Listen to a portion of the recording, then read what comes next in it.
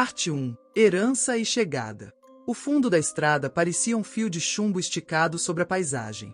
Cristina dirigia devagar, as mãos pequenas firmes no volante, e por trás do vidro a luz de fim de tarde comprimia as cores, o amarelo cansado das folhas, o céu pálido, o silêncio denso entre as cercas de arame.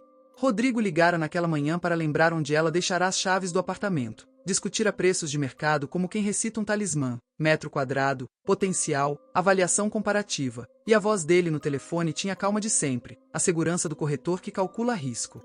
Cristina desligara com uma ponta de culpa. Era a primeira vez que viajava sozinha por vontade própria. Ia ver a casa que herdara, uma casa antiga numa cidade pequena cuja existência mal conhecia. Prometera ficar só do feriado, quinta a domingo, e retornar com documentos, fotos e a serenidade de quem decide vender. Era prático. Era rápido. A casa apareceu por trás do campo como uma mancha escura, um corpo imóvel, recostado, de telhado inclinado, janelas compridas como olhos entreabertos. Havia um cercadinho de ferro, uma placa de madeira enfesada pelo tempo, o nome da rua já gasto, e um portão que rangia baixo quando Cristina o empurrou. O ar ali tinha outra densidade, mais pesado, como se as coisas tivessem memória de gestos velados. Ela notou, primeiro, o cheiro, uma mistura de pó antigo, metal úmido e algo subjacente e azedo, como roupa esquecida na chuva. Não era um cheiro apenas, era uma camada que se assentava sobre a pele e as roupas. A casa pertencia a seu tio-avô Ernesto, homem só que ela lembrava apenas das histórias fragmentadas e fotos em preto e branco. Ao atravessar o hall, as tábuas do assoalho cantaram, um som longo e amortecido, como o respiro de algo que dorme e se mexe. As portas internas estavam ligeiramente encostadas, como se tivessem sido deixadas por mãos que não queriam fechar corretamente. Em cima de um móvel, uma caixa de correspondência antiga. Dentro, papéis amarelados, contas vencidas, notas rabiscadas. Cristina abriu janelas, deixou o ar de fora preencher o lugar. Uma brisa fria atravessou a sala e trouxe consigo um som mínimo, que poderia ser apenas um pio de telhado. Seu celular não pegava bem. O mapa indicava um ponto de interrogação para aquele endereço. No primeiro jantar improvisado, Cristina comeu uma sopa enlatada aquecida em uma panela pequena. A luz do abajur oscilava por culpa de um fio com mau contato. Sentou-se diante de uma janela que dava para o quintal dos fundos e notou, do outro lado da cerca, objetos empilhados, móveis quebrados, pneus, latas, uma carroça inclinada. Um acúmulo que a fez franzir a testa, sinal de desleixo ou de abandono prolongado. Procurou no telefone a cópia do testamento que o advogado tinha enviado por e-mail. Havia uma frase burocrática: legado de propriedade à herdeira única, Cristina Lopes. Havia, porém, nada que preparasse para a sensação que nasceu ao estudar a casa. Ela não se sentia proprietária. Sentia-se intrusa num corpo que existia fora de sua vontade. Durante a primeira noite, o sono a esgueirou como um animal. A cama rangeu quando ela se virou. A lâmpada tardou entre fechar os olhos e vê-la apagada. Em algum ponto do sonho, ela viu uma figura no fundo do corredor, uma sombra semi-aberta que segurava algo, um retrato, talvez, e sua respiração se afinou no pescoço. Acordou com o ar comprimido, as mãos molhadas, e por um instante acreditou que o dia já havia nascido, de tão lento que era o ruído do vento. Na cozinha, vasculhou uma gaveta e encontrou um pequeno caderno de capa de couro. A caligrafia na primeira folha era firme, inclinada para a direita, assinada com um nome que ela reconheceu como um dos seus, Ernesto. Havia listas, datas, e embaixo de uma data antiga, um trecho riscado à força. Cristina ficou olhando para aquele risco, e a tinta parecia ter secado em camadas, como se alguém tivesse tentado apagar a própria memória. No mesmo dia, quando decidiu ir atrás de água potável na cidade, bateu à porta de uma vizinha. A mulher tinha os olhos fundos, boca fechada em linha, o rosto parecia desenhado por muitas noites. Apresentou-se: sou Cristina, a nova dona da casa do Ernesto. A mulher trocou o olhar com a rua, como quem avalia se é condizente responder. Então, com voz baixa, contou uma versão condensada das histórias que rodavam pela cidade. Eles dizem que a casa prende as pessoas. Que quem mora ali muda, fica menor e maior ao mesmo tempo. Que herança de família às vezes não é só fazenda, é jeito. Os detalhes vieram como facas pequenas, um avô que se isolou, uma tia que nunca mais saiu, palavras trocadas entre vizinhos, fofocas do passado e presente. Enquanto falava, a mulher por reflexo recuou, como se algo na casa tivesse ouvido a palavra herança e vindo até a janela para escutar. Ao entardecer, sozinha, Cristina subiu ao sótão. As tábuas rangiam como lembranças. Havia lá objetos empilhados, malas, bonecos sem olhos, vestidos de casamentos antigos e caixas com rótulos manuscritos. Natal 1979, louças da mãe, fotos. No canto, uma pilha que mais parecia um formigueiro de trapos. Jornais amontoados, jornais com manchetes antigas de crimes locais. Entre eles, uma pasta com recortes sobre casos inexplicáveis envolvendo a família. O título de um recorte chamou a atenção: Gente que some e volta diferente. Cristina tocou na capa do recorte e sentiu um arrepio súbito, não físico, mas uma espécie de reconhecimento muito íntimo, como se ao tocar aquele papel ela movesse uma pedra que mexia com raízes. O relógio da casa perdeu um batimento. No momento em que ela desceu, a porta do sótão bateu sozinha, não por vento, pois a casa estava firme, bateu como quem conclui um pensamento. Ela escreveu para Rodrigo ao final da noite, uma mensagem curta: Cheguei. A casa é antiga. Tem coisas. E Rodrigo respondeu com o habitual: Perfeito. Vou à cidade no sábado para ajudar. Tirou alguma foto? Cristina enviou uma foto da sala principal, uma composição de sombras e móveis desordenados. Rodrigo respondeu com um emoji de aprovação e a promessa de trazer ferramentas. Antes de dormir de novo, Cristina deixou o caderno de Ernesto sobre a mesa de cabeceira, como se a noite pudesse oferecer leitura. O caderno, quando aberto, tinha entradas esparsas, datas, itens de compra, observações práticas e, em uma margem quase legível, a palavra repetida, como uma assinatura de hábito: acomodar. Cristina cochilou com o pensamento misturado entre a sensação de propriedade e a estranha sensação de ser observada por um lugar. Na madrugada do segundo dia, acordou com uma sensação de movimento no corredor. Levantou-se, os pés nos tocando o assoalho frio. Do outro lado da porta, um rastro fresco, como se algo, uma manta, um sapato, tivesse sido arrastado. O caderno de Ernesto, fechado, estava no mesmo lugar, mas ao tocar a capa percebeu uma nova linha de pó sobre a mesa, como se alguém tivesse passado o dedo. Cristina sorriu meio sem saber porquê, como quem encontra um detalhe que confirma sua presença. Contudo, o sorriso rapidamente esmaeceu. Ao abrir a janela, mais um sopro de ar trouxe o ruído de uma risada baixa, abafada, que podia ser parte do vento ou parte de algo que ainda não nominalizara. Ali, naquele riso sem rosto, se fechou o primeiro ato de sua estadia, a sensação de normalidade corroída por uma insistência sutil. A casa já havia notado que ela estava ali. Parte 2. O véu que pisca. Os primeiros sinais demoraram a tomar forma. Eram pequenas fissuras no espelho de uma rotina que Cristina ainda tentava impor sobre o lugar. De manhã, ela percorreu os cômodos com uma câmera emprestada que mal pegava sinal. Decidiu enumerar: 1 sala, 2 cozinha, 3 quarto do fundo, 4 sótão, 5 lixão. O quintal dos fundos, para o qual a janela lhe dera apenas uma vista, merecia nome próprio, um aterro de objetos acumulados como pedras de memória. Ela aprendeu rapidamente que nem todo acúmulo era aleatório. Alguns objetos exibiam um padrão, pilhas organizadas em famílias, como se uma lógica íntima as tivessem ordenado. Havia copos com mais copos dentro, roupas dobradas com precisão religiosa, notas e papéis presas por prendedores, como se alguém quisesse que o vento não lhes tirasse o que já fora decidido. Ao folhear o velho caderno de Ernesto, Cristina encontrou uma sequência que interrompeu sua respiração. Havia descrições de hábitos: não aceitar doações, fechar a porta do porão, deixar a luz da sala acesa até de manhã, e, coladas entre os relatos práticos, frases como não me pertenço mais e ele fala sem voz. Tais anotações mudaram a casa de simples contenção de bens para uma narrativa que atravessava gerações. O tio-avô não fora apenas um homem que acumulara coisas. Parecia ter entrado num padrão de comportamento que o alinhavava, pouco a pouco, a uma versão anterior de si mesmo. Cristina sentiu o ar do cômodo se apertar e, pela primeira vez, a possibilidade de que aquilo não fosse só lenda, que fosse um processo, uma espécie de herança viva, modificou sua postura. No mercado, com o peito cheio de perguntas, conversou com mais gente. O nome de Ernesto vinha acompanhado de pausas, rostos que viravam para o chão.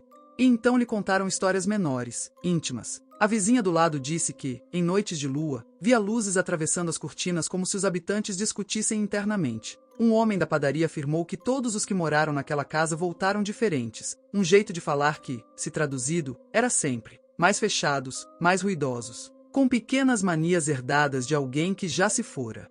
Cristina gravou mentalmente cada pormenor. Era como se a cidade fosse um corpo que sussurrava diagnósticos, sem alarde. Ao retornar ao quintal, decidiu abrir a porta do depósito que dava para o fundo, um dos pontos onde o lixo repousava em camadas. A poeira levantou-se em ondas.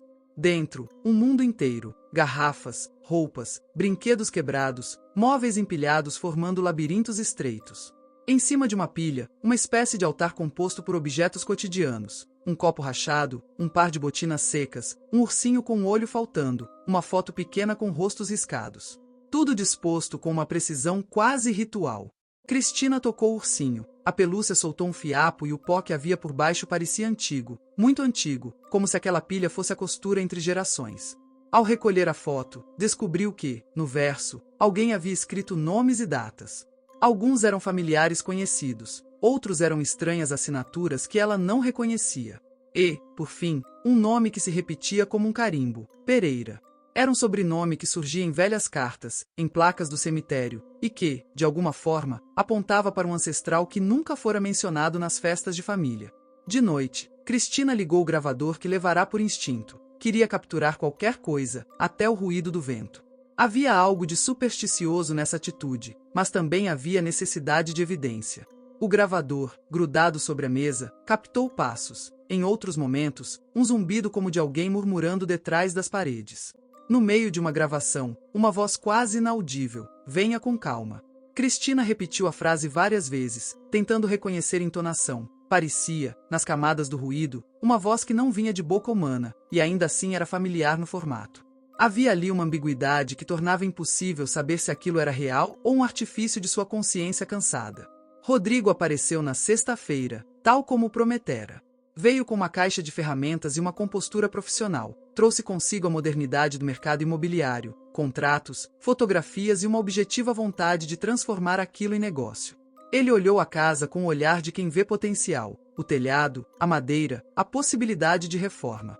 Mas quando Cristina falou sobre as pilhas do quintal e do caderno, Rodrigo fez uma careta que misturou piedade e dúvida.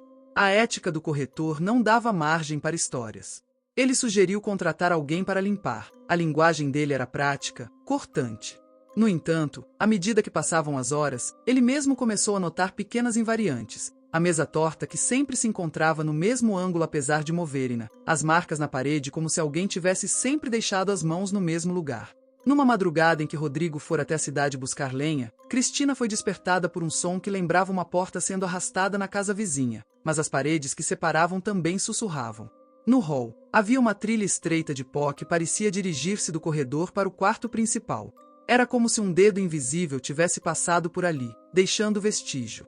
Cristina seguiu a trilha até o quarto do fundo, onde encontrou a gaveta de Ernesto entreaberta. Dentro, um envelope com cartas antigas. Ao ler, descobriu uma sequência de relações. Avô para tio-avô para outro homem, e, de tempos em tempos, um nome que parecia diferir apenas por uma vogal. Em todas as cartas, uma mesma ideia emergia: camuflar as coisas, manter o mundo contido. Em uma delas, alguém anotara: a casa pede cuidado, se você atende, ela te dá o que precisa. Essa frase ecoou pelo peito de Cristina como um aviso e como um convite. A maldição, se havia uma, não parecia só maligna, parecia um pacto. A casa daria algo em troca de ser alimentada. Rodrigo, ao voltar, viu mudanças sutis em Cristina.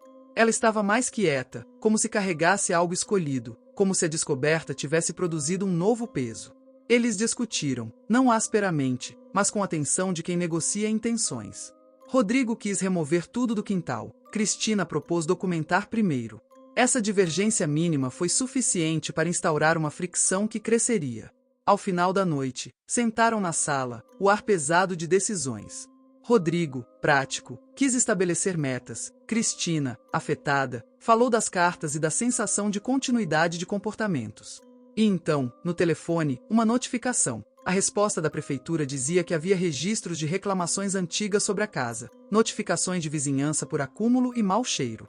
Entre as linhas, algo mais. Um relatório antigo de 1981 que mencionava comportamento ritualístico da família Pereira. A leitura daquele trecho, tão técnica e ao mesmo tempo tão carregada, borrifou na atmosfera da casa uma apreensão nova. Não era só uma história, havia arquivos que trilhavam a mesma trilha. Na madrugada anterior à partida de Rodrigo, ele voltaria no domingo para o trabalho. Cristina ouviu um ruído que parecia vir do porão. Desceu a escada e, entre sombras que se desenhavam como mapas, encontrou marcas nas paredes, símbolos riscados de maneira infantil, mas repetidos com insistência. Havia também um cheiro que não se misturava ao pó, um odor quase metálico, que fazia a boca parecer um pouco mais seca. Ao acender a lâmpada, sentiu uma impressão profunda. As marcas não eram recentes, mas outras camadas, por baixo, tinham sido cobertas com tinta. Era como se a casa escondesse seu próprio passado, mas ele sempre tentasse ressurgir. Cristina acreditou, com medo, que se fosse mais fundo se encontraria com alguém que existia por detrás das coisas, um ancestral que não morrera, mas que se transformava pelo corpo dos vivos.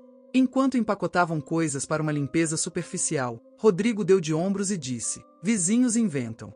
Temos que fechar negócio e pronto." Mas seus olhos, quando cruzaram com os de Cristina, buscaram uma confirmação que a cidade não podia lhe oferecer. E ao sair da casa na manhã chuvosa, foram acompanhados por uma sensação de que a visita offline, um ato prático, havia acionado uma sequência. A casa começara a responder. Não com violência, ainda, mas com sinais repetidos, com a insistência de quem prepara o terreno. Parte 3. Rituais de poeira. A terceira manhã trouxe consigo uma claridade cortante. Cristina acordou com as mãos dormentes, com o caderno de Ernesto sobre o peito. Havia frases novas entre as páginas, como se alguém, ou algo, houvesse continuado a escrever enquanto contrariadamente dormiam. A identificação das letras era paradoxal. Elas pertenciam a Ernesto, mas a inclinação ora mudava. Havia páginas com caligrafia feminina, páginas com traços que lembravam a caligrafia de crianças. Cristina passou a ler até o sol apagar a janela. Cada frase era um micro-ritual de preservação. Não deixe as janelas abrir. Conte as coisas. Não perca a ordem. Em uma anotação marginal, havia um desenho esquemático. Um corredor, uma porta e, sobre a porta, um símbolo semelhante a uma mancha que ao mesmo tempo era fechadura e rosto. Aquela imagem martelou na sua mente. Os dias seguintes foram de intensa imersão. Cristina encontrou um diário mais antigo, de uma prima distante, Amélia, que pareceu acrescentar uma voz ao coro do lugar. As entradas descreviam transformações sutis, como pequenas particularidades tomavam a pessoa, o modo de dobrar roupas, a obsessão por manter objetos em ordem absoluta, a perda progressiva de laços externos. Amélia descrever em termos íntimos. É como se fossemos camadas de pintura, e quando uma se abre, a de baixo pinta o resto. Esses registros abriram para Cristina a hipótese de que não tratava-se apenas de uma compulsão por acúmulo, mas de uma influência que atravessava comportamentos. Rodrigo, preocupado, começou a ver a situação com outros olhos. De início descrente, passou a acompanhar Cristina com visitas mais frequentes, trouxe ferramentas, móveis de substituição, e depois, sem admitir, trouxe também pessoas da cidade com quem falava em voz baixa, eletricistas, um ajudante de telhado, um homem que fazia limpeza de entulho. Os vizinhos observavam com interesses distintos, alguns curiosos, outros tomavam cuidado para manter distância. Entre eles havia um senhor, Horácio, que ofereceu relatos que evocavam menos a crítica do que o lamento. Horácio falava de uma ancestralidade que, segundo ele, era mais velha do que os nomes, um jeito de ser que se aloja e faz da gente o que precisa. A fala do homem era quase um pedido. A noite em que encontraram o porão foi decisiva. A porta estava travada por dentro. Quando a arrombaram, o cheiro azedo encheu tudo. Lá dentro, os objetos haviam sido empilhados de maneira a formar um pequeno labirinto. No centro, uma mesa com itens organizados em círculos. Moedas, pedaços de espelho, fios de cabelo amarrados, um galho queimado e um conjunto de fotos com as faces riscadas. Rodrigo tentou racionalizar. Provavelmente um antigo costume, não é mais que superstição. Mas ao colocar a mão sobre a mesa, sentiu uma fisgada interna, uma vertigem curta, como se o centro daquela mesa fosse um olho fechando. Cristina, que tocará uma das fotos, recuou com os olhos cheios de água.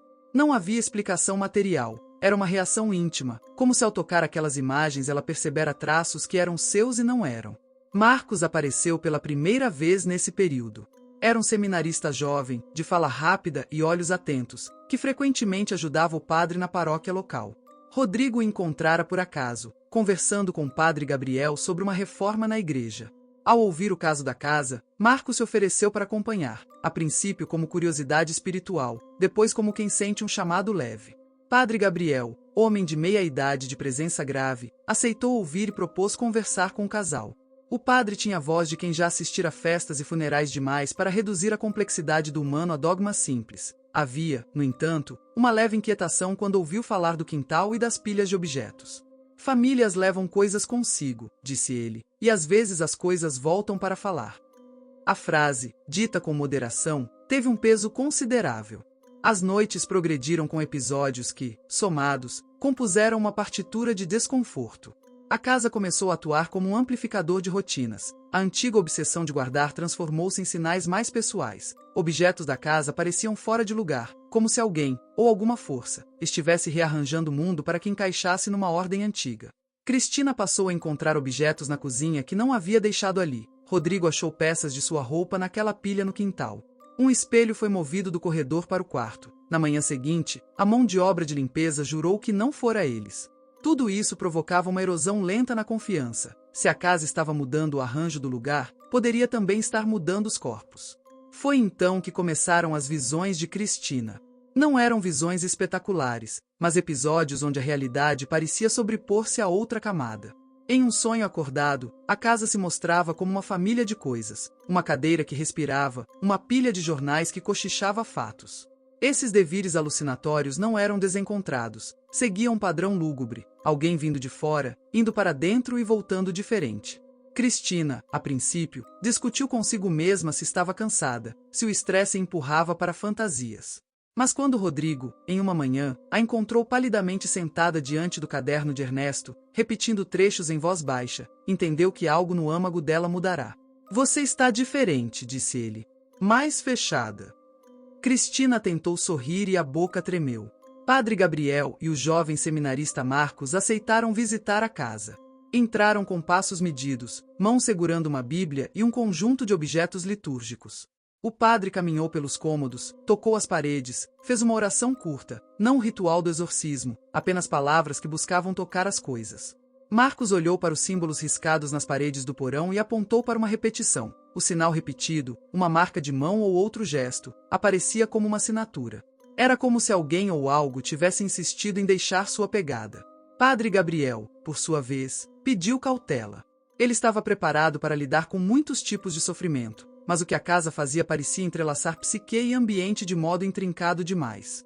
A tensão aumentou quando um vizinho, que preferia falar atrás de sacadas laterais, contou que, décadas antes, uma mulher da família, chamada Helena, havia sido internada depois de anos de isolamento e que, quando saiu, estava diferente. Cuidava de papéis, falava com objetos, e dizia que a casa precisava de alimento. O padrão era o mesmo, transformações graduais que deixavam quem passará pela casa mais parecido com quem veio antes. Era como uma linguagem que se repetia, uma gramática do lugar. Cristina, com o caderno no colo, percebeu que parecia óbvio, mas era atroz. Se aceitasse o padrão, participaria dela. Se resistisse, poderia ser esmagada por ela. Era a escolha que as casas, e as gerações, frequentemente impõem. Numa noite se precipitou o rumor maior. Uma fotografia encontrada no fundo do quintal mostrava, estrelado nas dobras de papel, uma fila de rostos homens e mulheres, uns por cima dos outros, como uma genealogia composta não por partidas e chegadas, mas por fusões. Cristina olhou para a fotografia e viu, nela, não apenas parentes, mas uma sucessão de gestos. Cada rosto tinha uma marca na testa, uma mancha, como se uma experiência tivesse sido carimbada sobre a carne. Foi quando, pela primeira vez, ela sussurrou uma hipótese que ninguém quis confirmar. E se a casa não só acumulou coisas? E se ela repassou um modo de existir? Rodrigo não respondeu imediatamente. Olhou para a foto, para os objetos, e o peso dos símbolos tornou o silêncio mais largo. Enquanto isso, a cidade continuava seu cotidiano, indiferente e observador ao mesmo tempo. Era como se a casa fosse um microclima de uma história antiga que recusava terminar. Cristina começou a sentir um alinhamento químico com os objetos. Tinha impulsos de limpar obsessivamente, de contar as taças, de alinhar as cadeiras como se fossem soldados. Era como se uma costumeira maneira de ser se insinuasse pelo corpo. O que começou como curiosidade passou a ser uma luta para manter a própria identidade diante de uma tradição que se mostrava voraz. E no coração dessa voracidade, algo começou a se mover com mais propósito. Parte 4. Contra o espelho.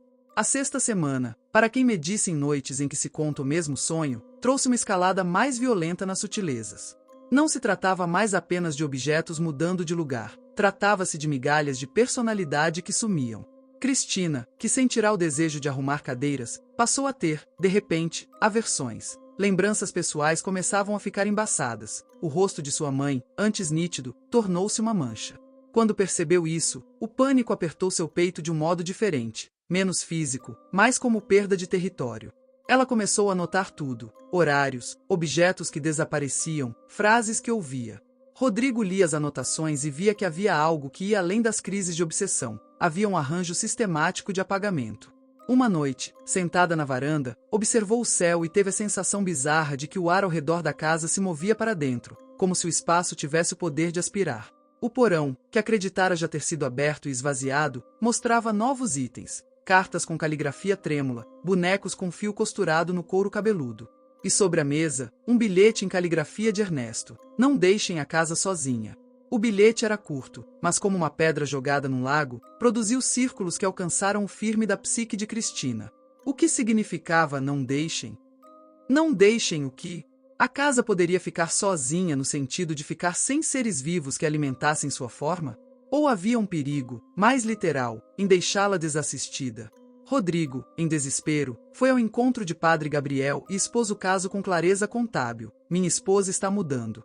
Sinto que ela está perdendo pedaços de si."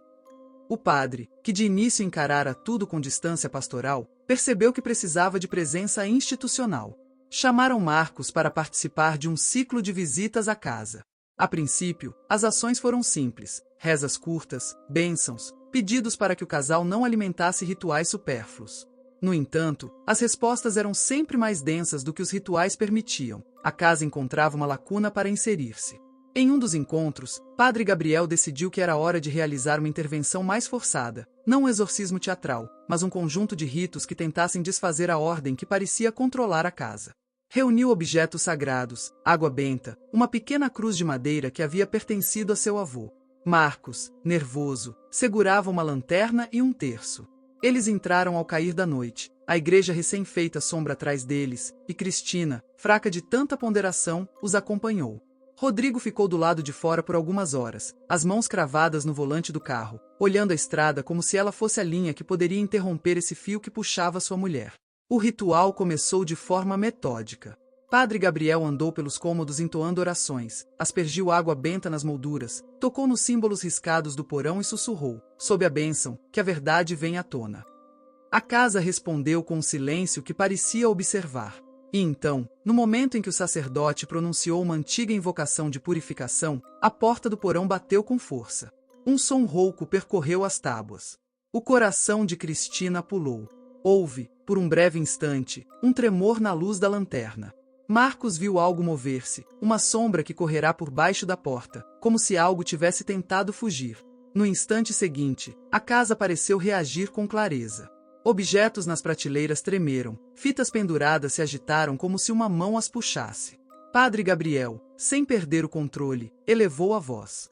Houve um momento em que a voz do padre foi acompanhada por outra voz na mesma frequência, porém mais grave, que parecia replicar as palavras de bênção, mas com uma entonação estrangeira. Cristina sentiu algo em seu próprio peito, uma compressão que não era física, mas era real. Lágrimas começaram a rolar-lhe pelo rosto sem que soubesse explicar. A presença na casa parecia brincar com texturas de fé e dúvida, usando-as como cordas de um instrumento.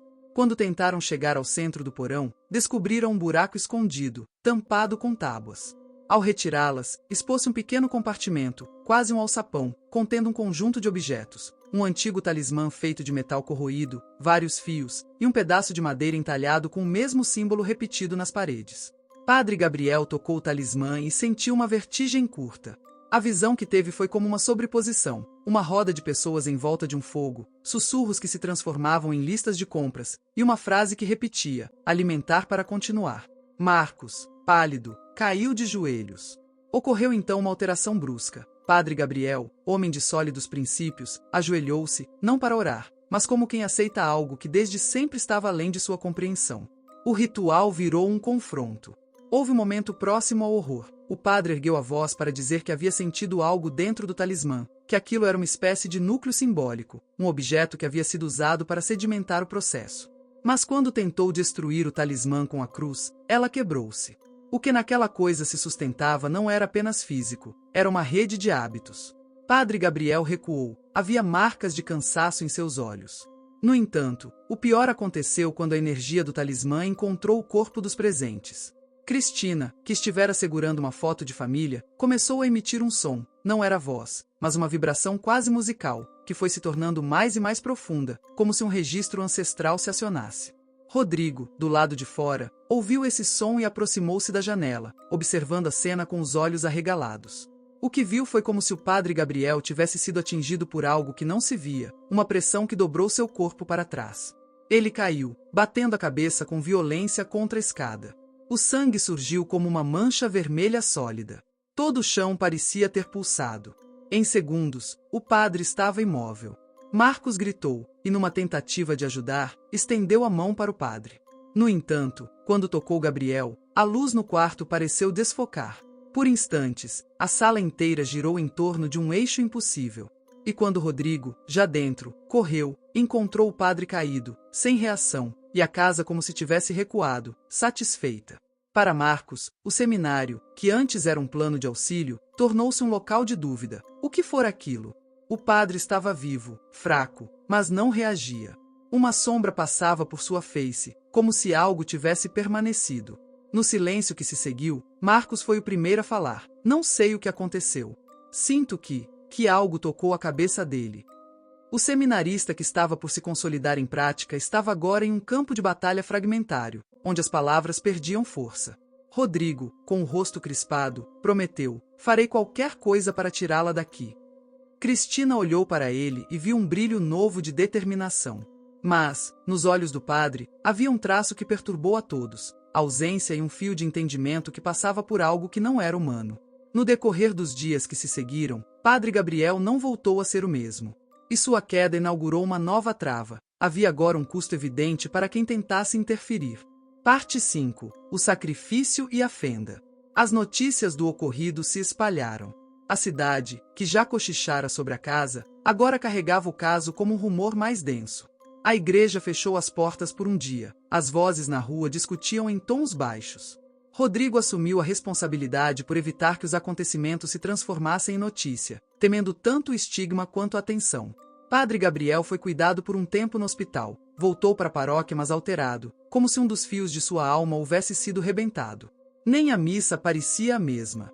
E enquanto isso a casa continuava sua lenta tarefa. Cristina, em seu estado ambivalente, ora lúcida, ora envolta por estados de confusão, passou a alternar momentos de clareza com pulsos de concentração obsessiva. Às vezes, Rodrigo a encontrava no quintal, juntando latas como se organizasse um inventário. Noutras, ela estava no porão, apontando para símbolos e repetindo palavras que não pertenciam a seu vocabulário. Essa metamorfose gradual corroía o afeto de Rodrigo e instava-o a agir com urgência. O seminarista Marcos, tocado pela situação e pelo colapso do padre, assumiu uma postura de empenho, estudou as anotações, leu os diários, foi atrás de registros da cidade sobre o antigo sobrenome Pereira. Em suas investigações, descobriu menções a práticas que pareciam distantes dos templos religiosos, formas populares de manter territórios emocionais e afetivos, ritos de preservação doméstica que, mal compreendidos, transformavam-se em prisões. Decidiram, então, por uma ação definitiva, limpar a casa por completo e erradicar o talismã. Chamaram uma equipe, combinaram um dia e tentaram manobrar as coisas como quem planeja uma operação. No entanto, desde o início houve resistência. O talismã não podia ser simplesmente jogado fora. Toda tentativa de removê-lo produzia respingos minuciosos de fracasso. Ferramentas quebravam, caminhões não ligavam, pessoas que ajudavam desistiam. A casa parecia orientar a eficiência do mundo contra si. Ainda assim, marcaram uma manhã para levar o objeto até longe, para enterrá-lo ou queimá-lo. Na noite anterior à operação, Cristina teve um sonho lúcido que a fez acordar aos prantos. No sonho, via a casa como um organismo que se alimentava de rotinas, via os antepassados alinhados como um tribunal que não punia, mas que exigia continuidade. Despertou com o sabor de metal na boca e correu para o porão. Encontrou o talismã deitado exatamente onde o haviam deixado. Havia, contudo, uma fissura nova no objeto, como se algo tivesse tentado romper-lhe a casca. Era, por um lado, sinal de enfraquecimento, por outro, uma promessa de reação. No caminho para executar a queima, a pequena caravana de Rodrigo e Marcos partiu com Cristina. A estrada para a mata onde planejavam enterrar o objeto era ruído e silêncio. Quando finalmente chegaram e acenderam uma fogueira, haviam dezenas de olhos que o seguiam pelas frestas das árvores, corujas, talvez, mas também vizinhos que, avisados, espiavam. Marcos segurou o talismã e rezou em voz alta. Um vento entrou de repente, frio e cortante, e as cinzas da fogueira levantaram-se e rodearam o objeto como se dançassem. Ao tentar jogar o talismã nas chamas, aconteceu algo que ninguém poderia prever. O talismã estalou e, em vez de queimar, explodiu numa pequena chuva de faíscas que não se dissipou. As faíscas caíram sobre os corpos de quem estava ali, por uma bizarra fatalidade, tocaram a testa de Padre Gabriel, que acompanhará de longe, chegará de repente, cambaleando, e assistir à cena. O impacto sobre ele foi imediato. Ele deu um grito que misturava dor e reconhecimento, e caiu novamente, desta vez com algo enterrando-se em sua consciência. Em segundos, sua respiração transformou-se em ruído mínimo. A situação saiu do plano do exorcismo e entrou no plano do sacrifício. Padre Gabriel, de quem se esperava um porto, fora ferido, e diante da nova manifestação, a cidade exigiu explicações que estavam além de qualquer autoridade local. As autoridades apareceram, houve questionamentos, o rumor cresceu. E então sucedeu-se o evento final que mudou a configuração de todos, a morte de Padre Gabriel. Foi uma noite em que o céu se fechou e a chuva veio com força, uma chuva de grânulos que batia nas janelas com estacas. As luzes da pequena igreja piscaram, e o padre, sozinho na sacristia, faleceu de uma forma que ninguém poderia delimitar. Não houvera marcadores claros de causa, nenhuma ferida externa evidente, apenas um colapso profundo, uma solidificação interior que o tornou imóvel. A cidade ficou em choque, e a morte do padre circulou como uma mancha entre as casas e as pessoas. A família de Rodrigo, pouco ligada a ritos locais, não sabia como responder. A perda de Gabriel foi um golpe duplo. Por um lado, ele era um homem de fé. Por outro, sua morte revelava um custo intransferível pelo que haviam tentado. No velório, a paróquia lotou. Marcos, chorando, declarou que o padre havia se dedicado até o fim. Em sua fala, havia palavras que misturavam dor e entendimento. Ele nos mostrou que há fronteiras entre o que chamamos de sagrado e o que é doméstico. E que, às vezes, quem paga são os mais fiéis. Ao fim, algo mudou. Marcos teve uma decisão que transformaria o curso dos eventos. Assumiu a igreja. Era jovem, sim, mas sua feição mostrava uma maturidade bruta. Ao falar com Rodrigo, sussurrou uma promessa: vamos salvá-los. A promessa, porém, soou também como uma declaração de posse. Havia, no modo como Marcos assumiu, uma outra sombra, a sombra de quem vira o sagrado como instrumento. Voltando a casa, algo havia mudado de vez. Cristina, depois da morte de Gabriel, estava diferente em camadas mais profundas. Ela respirava de uma forma mais lenta, sua voz ganhará uma entonação que Rodrigo não reconhecia. Em alguns instantes, parecia alguém que lembrava de fragmentos antigos, e em outros, alguém que cedera ao gosto por organizar objetos de forma meticulosa. Rodrigo percebeu que havia um fio entre sua mulher e a casa que se estreitava dia a dia. Tomou uma decisão violenta: removê-la dali, levá-la para longe. E assim, após longas discussões, conseguiram, com a ajuda do jovem padre Marcos, que Cristina fosse levada para um apartamento na cidade, sob o pretexto de tratar do luto e vender a propriedade. A casa fora, então, abandonada por um tempo. Porém, ao partiram, um detalhe deixou Rodrigo em alerta. No batente da porta, havia uma mancha escura, como uma marca de mãos. E dentro daquela mancha, era possível ver a repetição do símbolo. A casa não havia sido esvaziada de sua presença. Havia, ao contrário, depositado nele algo que se moveria com ou sem quem a habitasse. Parte 6. Eco e ciclo. O tempo fora da casa parecia curar, mas na verdade, apenas adormecia o que nela ainda pulsava. 3 semanas após o retorno à cidade, Rodrigo começou a notar o que chamaria, em segredo, de o lento desmanche. Cristina sorria menos. As pálpebras pesavam como se ela carregasse um sonho antigo sobre os olhos. O olhar, antes quente, tornará-se enevoado, não de tristeza, mas de uma ausência ativa, uma espécie de vazio que pensa. Às vezes, ela esquecia onde estava. Parava no meio da sala e virava-se, como se esperasse ver uma escada, um corredor, um móvel que não existia naquele apartamento. À noite, acordava sentando-se na cama, murmurando números, nomes e listas de objetos. 2 copos, 4 pratos, 6 velas, um espelho quebrado. Rodrigo tentava acordá-la, e ela apenas repetia: se eu parar de contar, ela volta. Nas primeiras vezes, ele achou que fosse trauma. Depois, percebeu que o gelava. Ela falava a ela, não à casa. A casa havia se transformado em uma presença, como se ecoasse nela, uma entidade que respirava pelo corpo de Cristina, mesmo a quilômetros de distância. Os médicos não encontraram causa. Os exames vinham limpos. O corpo estava são. Mas algo invisível crescia dentro dela. Certa noite, Rodrigo acordou com o som do telefone da sala. Atendeu, e do outro lado, o chiado de uma linha velha. Então, uma voz, abafada, distante, murmurou: "Ela precisa voltar." A ligação caiu. Rodrigo ficou parado, ouvindo o zumbido que parecia vir de dentro de sua cabeça. E, por um instante, teve a sensação de que o ar do apartamento estava mais frio. Na manhã seguinte, Cristina não se lembrava da noite anterior. Mas no pulso dela, havia marcas, pequenas manchas escuras em formato de dedos. Como se alguém tivesse segurado com força. Foi nesse ponto que Rodrigo procurou Marcos.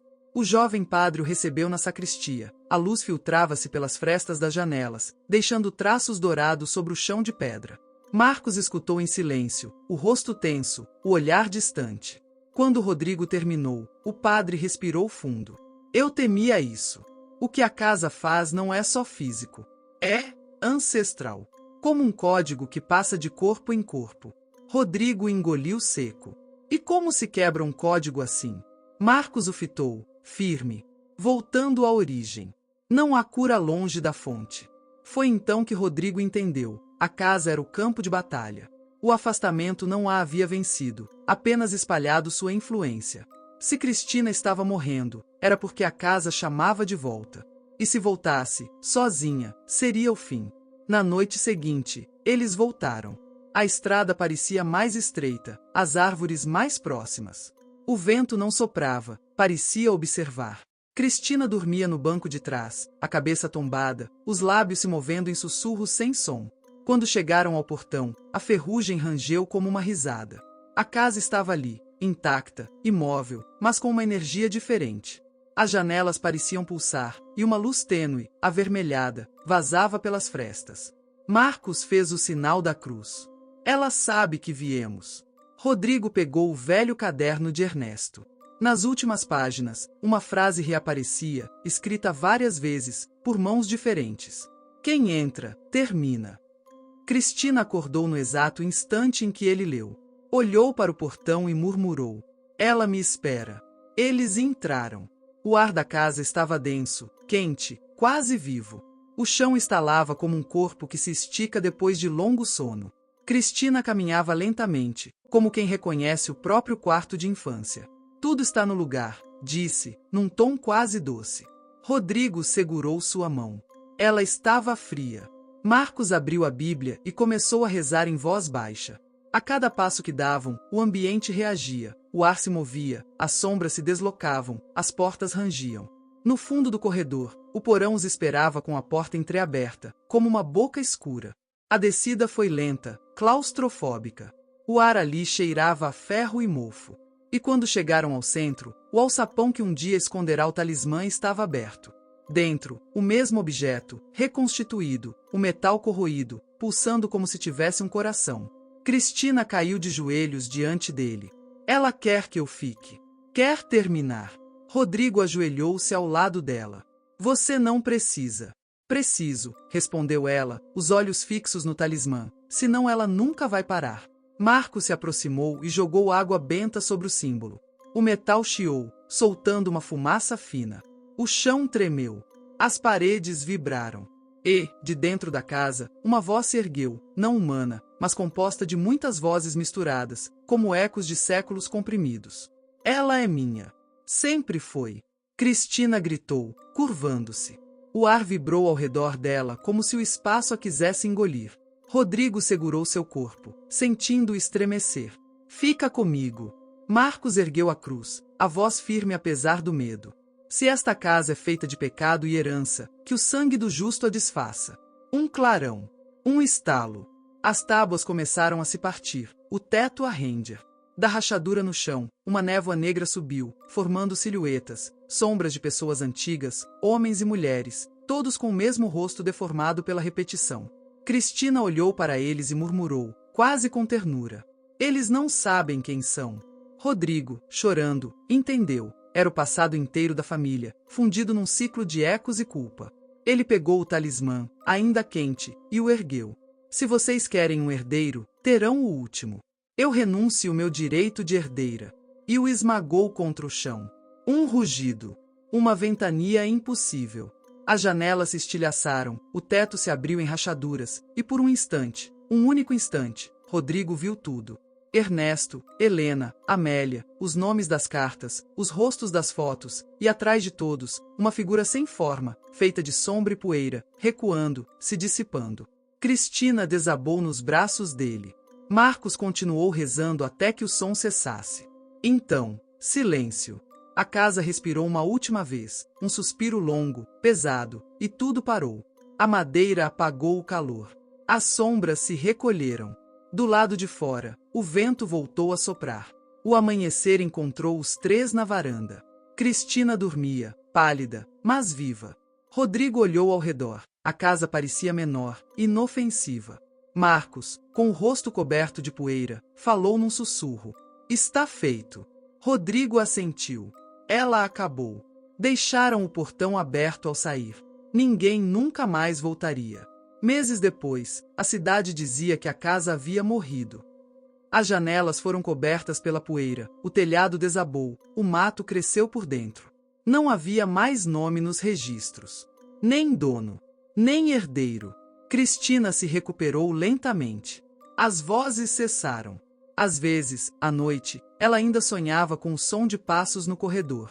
Mas acordava e via apenas Rodrigo, dormindo ao seu lado. O mal, enfim, perderá o corpo. No portão enferrujado, balançando ao vento, resta apenas uma placa caída. Propriedade sem herdeiros.